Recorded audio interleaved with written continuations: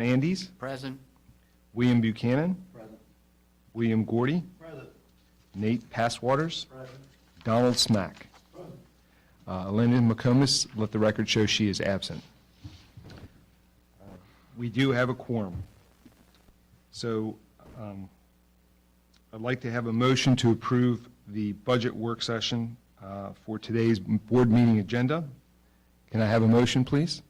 Motion, Donald Smack. Motion by Donald Smack. May I have a second? Second, Bill Gordy. Second, Bill Gordy. All in favor? Aye. Let the record show the vote was unanimous. Today, for our invocation, Mr. Vince Tolbert will lead us today. Thank you, Vince. Please remain standing for the Pledge of Allegiance. Thank you, Mr. Ferrante. Is this on, Dave? Let's pray. Dear Heavenly Father, we thank you so much, Lord, for this beautiful winter day. We thank you for everyone who's come out today to participate in this meeting. We thank you, Lord, for our wonderful school system, Lord, and all our students and staff and all they're doing, Lord. And we thank you for the success that you allow us to enjoy. We ask, Lord, that you be with this board as we continue on through this budget process. Let us continue to build a budget that meets the needs of all of our students and all of our staff, Lord. We also ask, Lord, for continued safety, Lord, of all our students and our staff and their families. Always ask in your precious name. Amen. Amen. I pledge allegiance to the flag of the United States of America and to the republic for which it stands, one nation, under God, indivisible, with liberty and justice for all. Thank you, Vince. Thank you. And now for the superintendent's report. Mr. Taylor? Thank you, Mr. Ferrante, and good morning, everyone, and thank you for being here today. And we've had quite an interesting last 3 days with the major snowstorm that we've had here in Worcester County, but I'm happy to report everything is back and running normal, and our teachers and staffs have just done a great job yesterday and today to get us back in that position. First, this morning, I'd like to extend my thanks to everyone who is present with us for today's budget work session and those watching on our live stream today. I'd like to also give a special thanks this morning to Mr. Vincent Tolbert and his department for their hard work and preparations, not only for today's meeting, but for our budget preparation in general. All of you know this takes more than just a day's work to get us to where we are today. I know we are all proud to have such a great team keeping us on the right physical path each and every year. Now, as we begin to dive into this work session today, I want to remind everyone of the theme that emerged from the public input meeting we held last December. The overwhelming sentiment is, as it is each year, was once again to ensure our educators and staff receive a fair compensation package. The entire leadership team and I are committed to keeping that as a top priority for our FY 2023. I can't believe I'm saying 2023, but for our FY 2023 budget. This has to be a priority for us, as our compensation package is the driving force behind our ability to attract and retain high-quality professionals, both within the classroom and beyond. As we navigate this budget process, I want to express my gratitude for the great working relationship we, meaning our board, have fostered with our county commissioners. And I thank each of our board members for your work on that relationship. I am so proud to say that through our collaboration, our budget requests have been fully funded and for the past 5 years. And that's something that I am extremely proud of as a superintendent of schools. As you all know, the success of our schools financially lies with our county government, as they control approximately 80% of our budget. I'm incredibly proud of the open communication that we have established, and I am confident that our continued success is due in large part to the foundational relationship that we have. I would also be remiss, I know the president of the Teachers Association is in the room today, if I would not also thank Beth and her team and our associations for working collaboratively with us each and every year as we work through negotiations, of which we will talk about a little later today. Thank you, Beth, for the work you do. Lastly, as we continue with our work today, I will once again charge each and every one of us to keep our eyes focused on what's best for the thousands of students we are responsible for. We must continue to ask ourselves as we debate each point, is this good for kids? How will this make our school system better for the children that is in our care? I know that as long as every decision we make is centered around our students, our number one priority, our kids, our students, we will be making confident strides towards success. Again, I thank the board, the association, and Mr. Tolbert and his team and our leadership team for the collaborative effort and attitude that we have as we work to resolve this budget each and every year, and this year is no different. Thanks again. Back to you, Mr. Ferrante. Thank you very much, Mr. Taylor. Next, in the budget work session, we have the proposed operating budget review presented by Mr. Vince Tolbert. Vince? Thank you, have the Mr. floor. Ferrante. What I wanted to do this morning is to take a few minutes to walk the board through a brief PowerPoint that kind of highlights where we are in the budget process. And after that, I'll sit down and walk the board through an exhibit that lists all the 13 categories that are in our budget and take any input that the board has about what they may or may not want included in next year's budget. The current year budget for FY22 totals $118,393,188. $97,298,000, or 82.18% of this comes from county appropriations. So we continue to be very highly dependent on our county for the success of our school system. Some budget requests we're looking at for next year. If you remember, the board did approve the contractors purchasing 3 new buses next year. The change in the PVA for that is about $8,522. Health insurance rates will be finalized later this spring. Right now, the Health Benefits Committee is meeting with our consultant and with Care First to try to finalize the rates, but it probably won't be finalized until later in March, but right now it's looking favorable that we may have just a small increase in health insurance rates next year. Salary negotiations are ongoing with both our teachers and with our support staff, so we don't have final numbers yet. But just for the board's information, a step next year is going to cost $1.1 million for all employees, and a 1% COLA to cost $709,027. This is just background information for the board to have. We're still negotiating. We don't know what that final COLA is going to be. Also, usually in the past, what we've done for our bus contractors is we've provided an increase similar to what the COLA we've done for our employees. So a 1% COLA, just for information, a 1% increase for bus contractors' rates would be $45,000 next year. We have been meeting with each of our schools. Mr. Taylor and executive team goes out to each principal and sits down and meets with them. And what we've heard from several schools that they would like to see some additional positions next year. So we are considering a special ed teacher position at Snow Elementary School, some additional mental health workers down in the Pocomoke area, a nurse position, a technology coach, and also a couple of clerical positions maybe in the budget when you see it in a couple of weeks. Some one-time capital items next year that's going to be in the budget. Our next capital project, major school construction project, will be Buckingham Elementary School replacement school after we finish Decatur Middle School. And the feasibility study that we're proposing to do will tell us whether it's best to do a renovation and addition or build a new school. And that's about $125,000 that we're requesting from the county commissioners to do that study. And also, we're going to be asking for $80,000 for roof design fees for the Snow Hill Middle School, Cedar Chapel School roof replacement. We're asking for the design that roof project this year.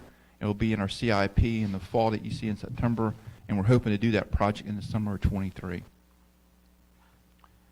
On revenue estimates for next year, right now I don't have any concrete state or local revenue estimates for next year. This is the first year of the blueprint formula being implemented with the funding formulas. The state released their funding formulas about a week and a half ago. I had a CFO call with MSD last week for an hour and a half, and there's still a lot of questions about how that funding is going to be. Some of it's going to be restricted for certain purposes, so that won't be available for our operating budget, unrestricted operating budget. So we're still going back and forth on what we're actually going to have to work with from a state perspective. The Board of Education is scheduled to adopt our budget 2 weeks from today on February 15th. And are there any questions over what I went over at this point? Okay. Any board members have any questions for Mr. Tolbert?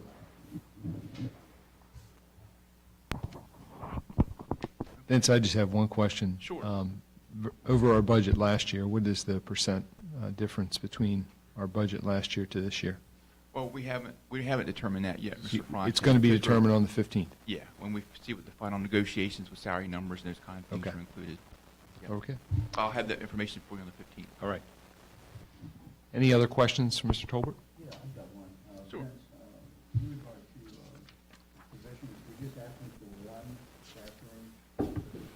classroom. Right now, we've heard for the past several years from some elementary school that they would like to have an additional special ed teacher position. They have a high level of special needs kids there, so we are considering asking for that position in the budget this year.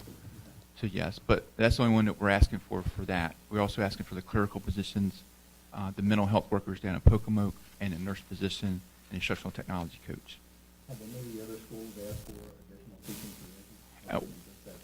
Total position, we have received other requests, and of course, we try to evaluate those based on the need and talking with our executive team, and is it really needed this year? Can we wait another year?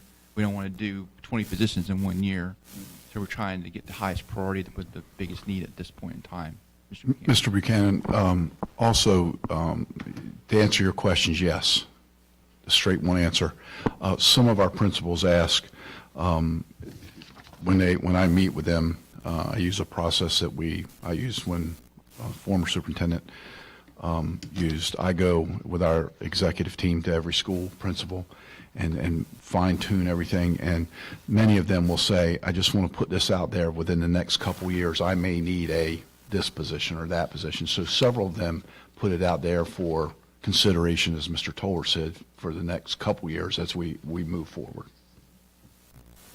Percentage of people increase, are we seeing a great demand for next year or less? Overall enrollment for next year is projected to be about the same, maybe a small increase, but not major increases at any one school at this point in time. Thank you. You're welcome. If everybody's ready, the next thing I wanted to do is you have an exhibit in front of you that has our 13 budget categories.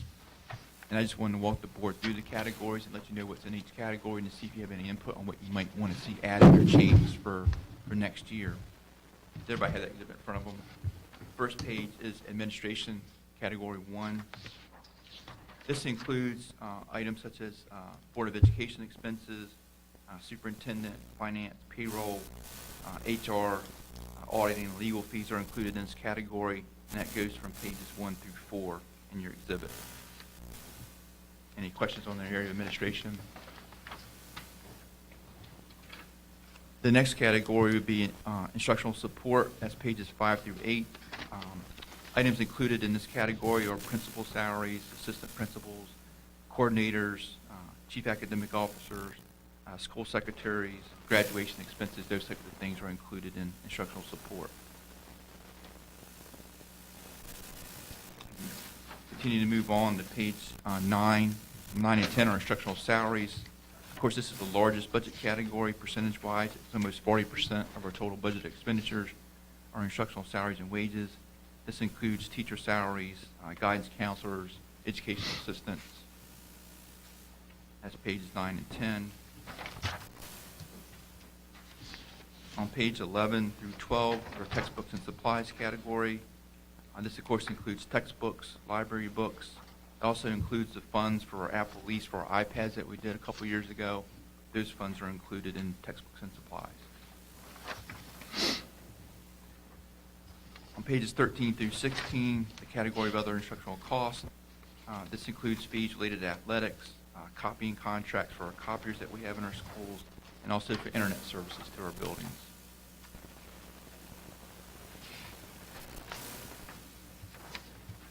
Moving on to the next category, special education, pages 17 through 21.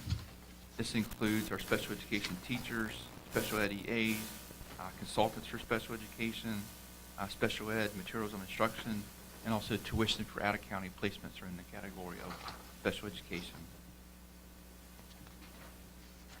Moving on to page 22. That's the category of student personnel services. That's on pages 22 through 24. This includes people personnel workers and the related supplies to run their office. Please feel free to stop Mr. Tolbert if you have a question, if you see something that you would like to ask. On pages 25 through 27 is the category of student health services, and a large portion of this is our school nurses and related expenses for our health rooms. I have a question. Sure. Back on page 23, under the salaries and wages, school-based personnel with handling the school connections program is available to Pocono students. Is it just for Pocono schools and not government? Yeah, we do have 3 personnel workers in our people personnel department that are each one for each area of the county.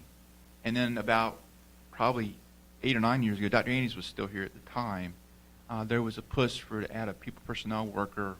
It was called an ombudsman at the time, is what some of the community was asking for. So in response to that, we added 1 worker down in the Pocomoke area just to deal with special situations down there with a high poverty rate and help those families with certain things that get connected, like with social services and other agencies that could help them. And Dr. Andes, I don't know if you want to add anything or not. You were certainly here at the time when we added that position. No, thank you, Mr. Tolbert. You did an excellent job of explaining. Thank you, sir. I appreciate that. So, Bill, to answer your question, it is housed and all the work is done in Pocomoke because of the levels of poverty and levels of trauma and different things we deal with. That doesn't mean that if we had a situation in Snow Hill or the North End that we would need that person. We would allow them or To connect. let them go up and work in that situation. But majority, 99% of the work is done in the Pocomoke, 3 schools in the Pocomoke area. Thank you. Thank you. You're very welcome. Moving on to pages 28 through 31, it's the category of student transportation. Of course, this includes expenses related to our transportation department, our special ed bus assistant, of course, our bus contractors, funds for field trips and athletic trips are included in student transportation.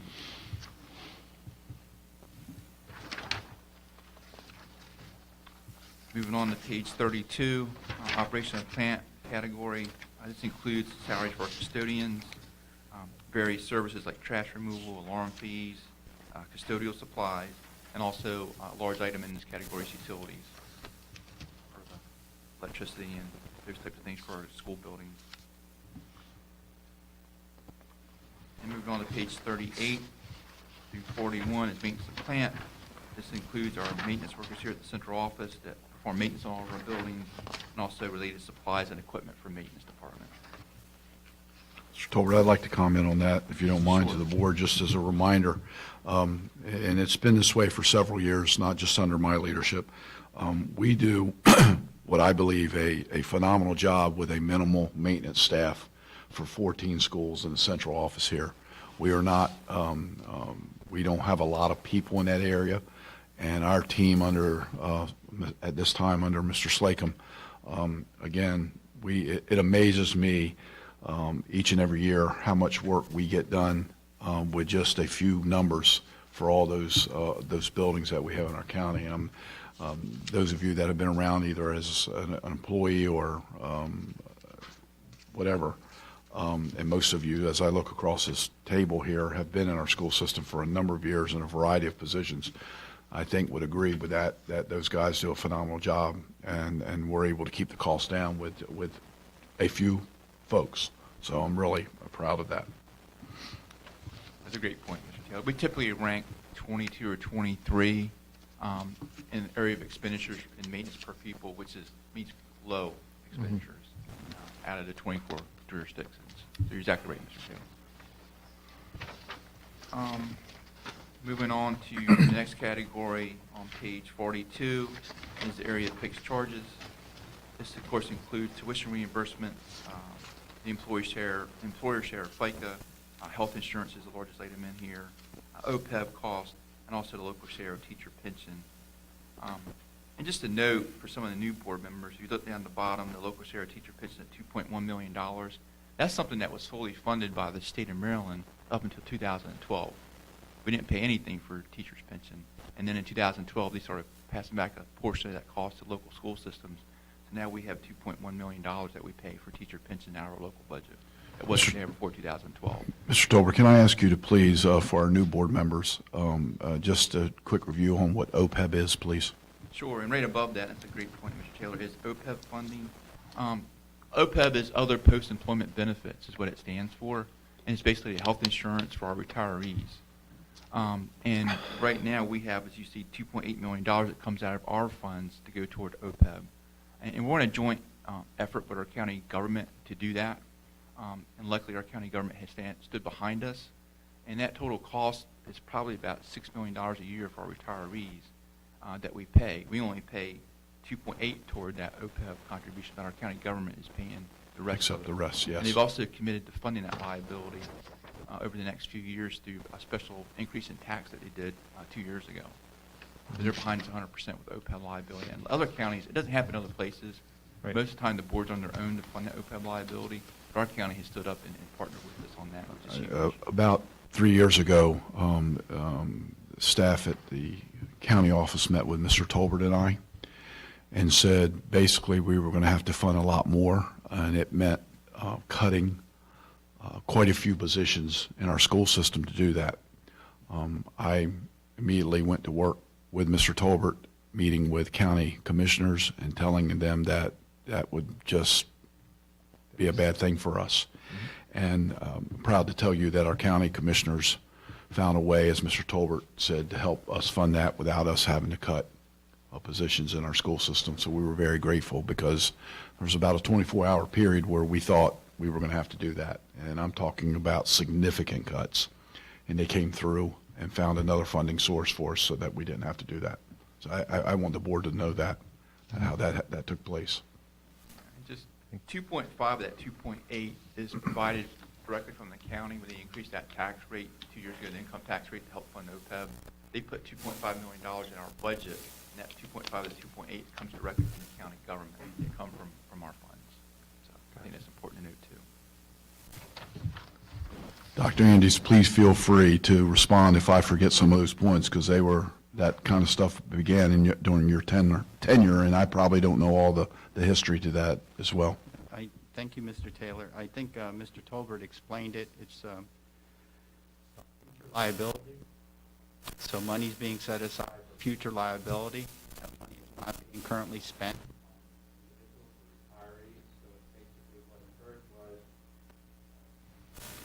There was a situation in which some other companies and corporations ran into post-employment issues with running out of funding and so forth and so on, which caused them into going to bankrupt, and retirees lost their benefits and so forth and so on. So this used to be a private sector initiative, and then all of a sudden it became a public sector initiative. So consequently, the county had an actuarial study done that said, your county government, you're going to have to set aside so much money every single year for the next future in order to make sure you have sufficient funds to pay for retiree health care benefits in the future. And that's what occurred. At the time, we adamantly discussed the big number that was, the actuaries came through with a very large number that we felt was inappropriate, unaffordable, so forth and so on. But at that particular time, it was the rule. It's what we had to do, so we had to comply. As Mr. Tolbert and Mr. Taylor pointed out, we're very fortunate that our county commissioners stepped up and helped support us through this OPEB process. But I think it's important for our community to understand, as Mr. Taylor and Mr. Tolbert described, this is money set aside for future liability.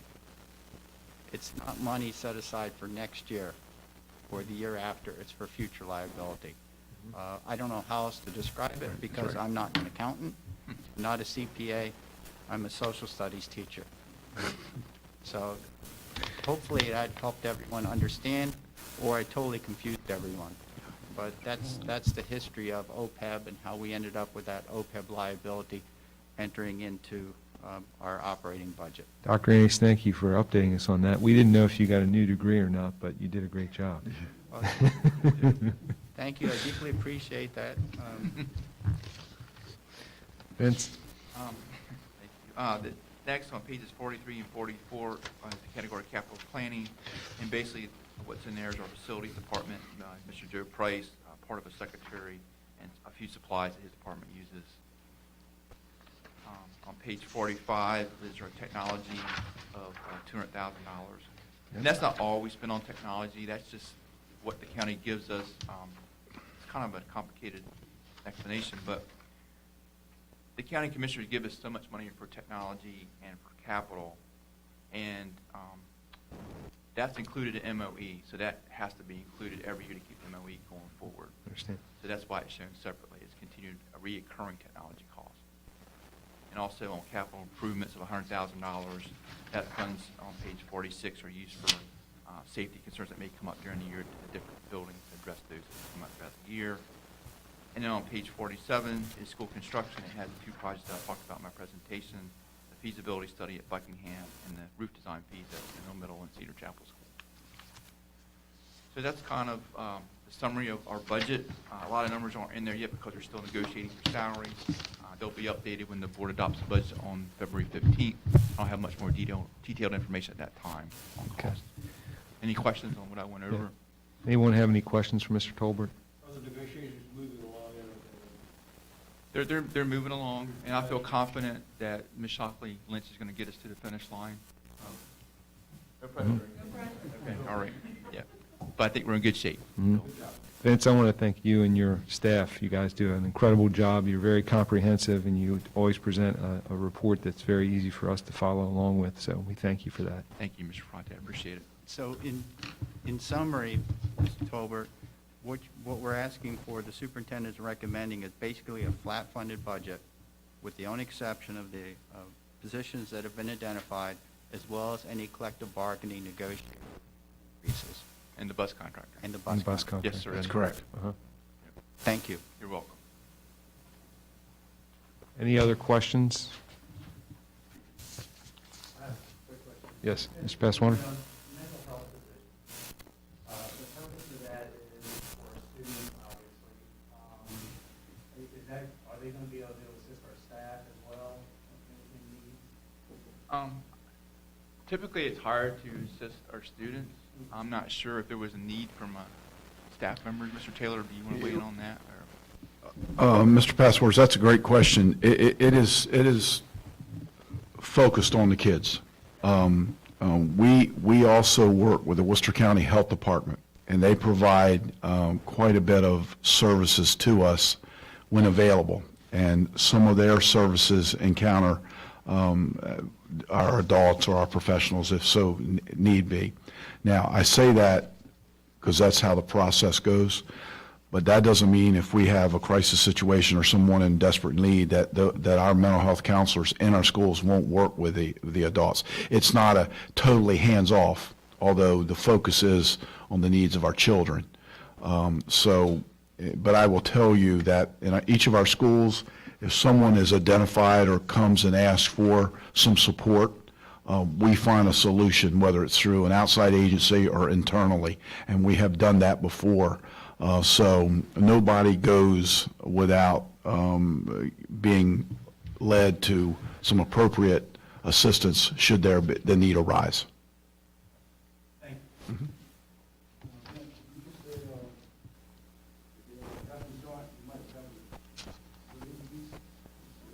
Right now, we're working with the Health Benefits Committee with our consultant and with Care First on the final rate, but it's looking right now it may be flat or maybe a small increase, maybe 1 or 2% is what we're hoping at the most. So it's looking very favorable right now, Mr. Smack. And there has been some concern, Mr. Smack, which is a great question you ask, about retirees and their insurance going up a little bit. The county is aware of that, and they're looking at, with the team, we've always had a team approach with the county and the school board employees working together. In the last 3 to 4 years, it's been as effective as I've ever seen it. We get quite a bit of input. We're included, I know Dr. App, Mr. Tolbert, Ms. Shockley Lynch, and others are on the Worcester Board of Ed side with the county side, and that collaboration with the county has been outstanding. So it's my hope that we continue that collaboration. It's my hope that we keep costs down to our employees.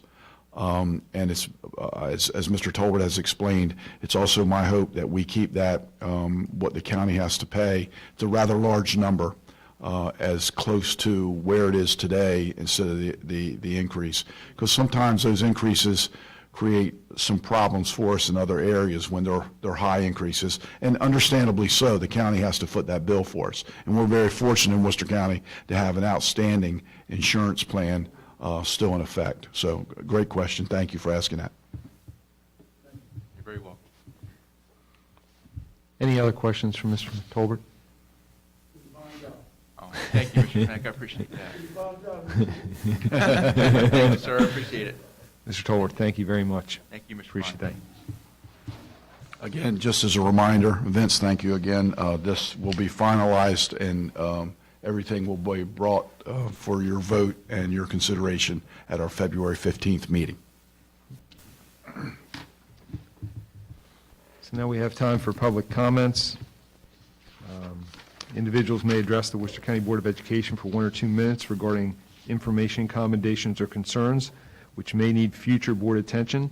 Concerns specific to an individual will not be discussed in open session and should be directed to the appropriate district personnel for investigation. Presentations to the board requiring more time need to be scheduled through the superintendent's office by the Thursday preceding the board meeting in order that that item may be included on the agenda. If anyone here is, when you're called to address the board, please state your name, your address, school, children, and where they attend before you're beginning your comments. Do we have anyone for public comments today? Okay. Seeing none, we'll move forward with the personnel exhibit. Dr. App. Good morning.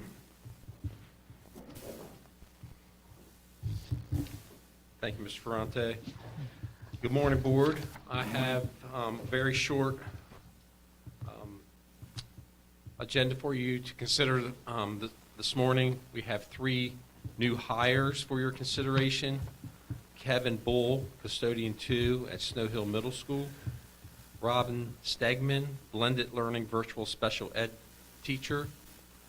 Madison, that's at Central Office. That position is a virtual teacher, special ed teacher that works over the computer with students that are needing special ed services via virtual learning.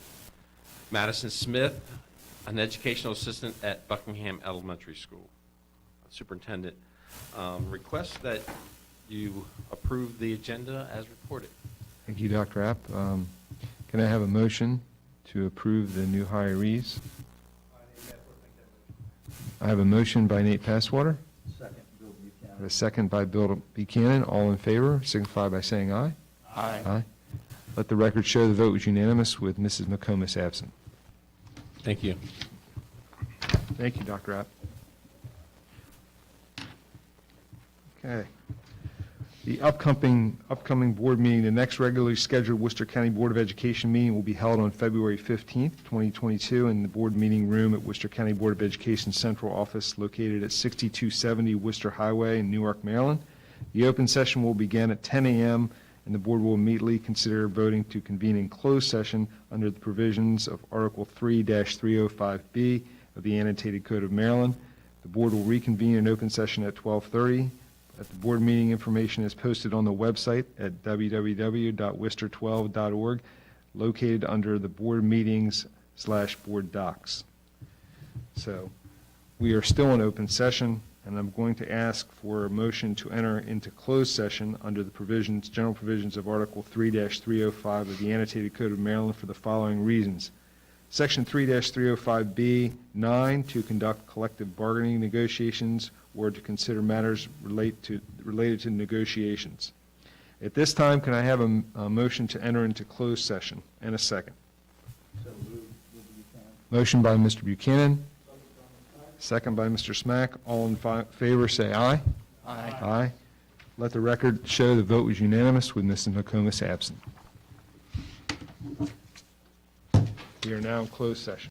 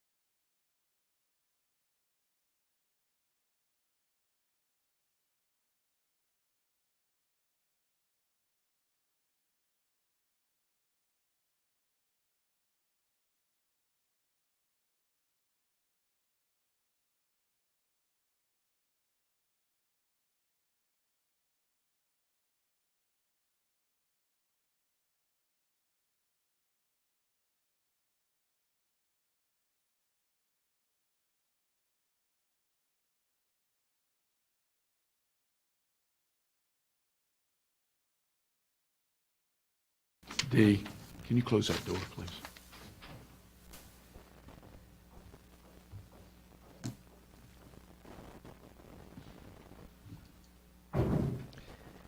As we reconvene the Board of Education open session meeting, I want to know that we still have a quorum.